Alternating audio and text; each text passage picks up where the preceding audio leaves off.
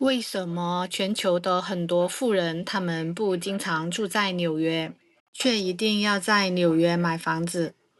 其实最核心的就是它是全球高净值人群公认为最安全的资产，没有之一。首先，产权清晰，法治兜底，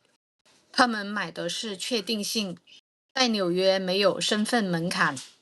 无论你来自哪个国家，房子一旦过户到你的名下，产权登记透明，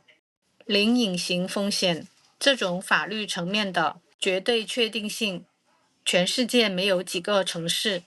可以做得到。更关键的是，纽约成熟的信托和公司持有的架构，能让一笔财富在阳光下完全合法，却又可以对外隐形。纽约是全球资金日夜流动的交汇点，这就意味着极强的变现能力。除非遇上了极端的黑天鹅，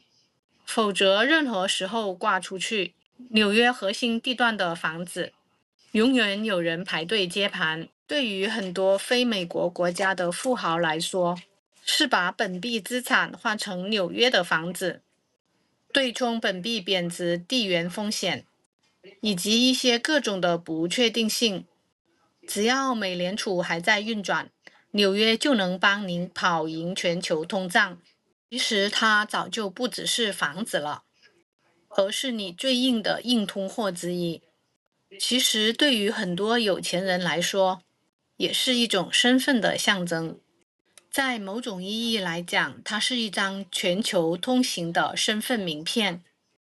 你也可以简单的理解成为，代表的也是一种阶层，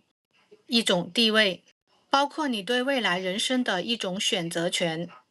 纽约是教育、医疗、金融、艺术的绝对中心。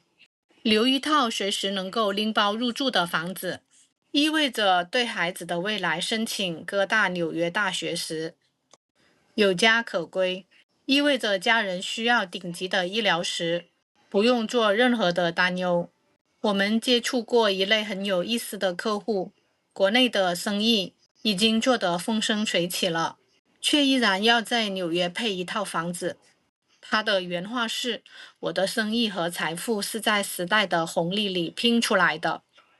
但我的孩子，我希望他未来是在全球最顶级的资源圈层里面稳扎稳打出来的。就算未来我的企业面临国内市场的内卷和波动，只要纽约这套资产还在，我的孩子的起点、眼界和退路是永远都在全球的最高点。”你看，很多人在纽约买房，买的不只是一个居所，其实买的是资产的避风港，是身份的通行证，更是全球顶级资源的入场券。全球最吸金的金融市场在纽约，最完善的法律、会计、监管体系都在纽约。今日的纽约汇聚了太多的历史悠久的财富，纽约稳坐世界城市首富。目前，它拥有全球最多的亿万富豪，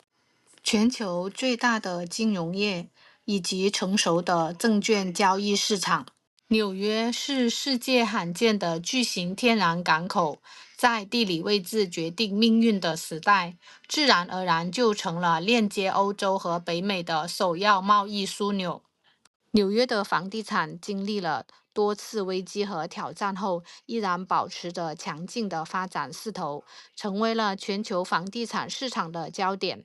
在全球房地产的宏大叙事中，纽约从来都是最耀眼的标本。纽约房地产四大支柱：产业升级、人口集聚、金融支持、城市更新。带您看懂纽约房地产背后的门道。欢迎点赞订阅。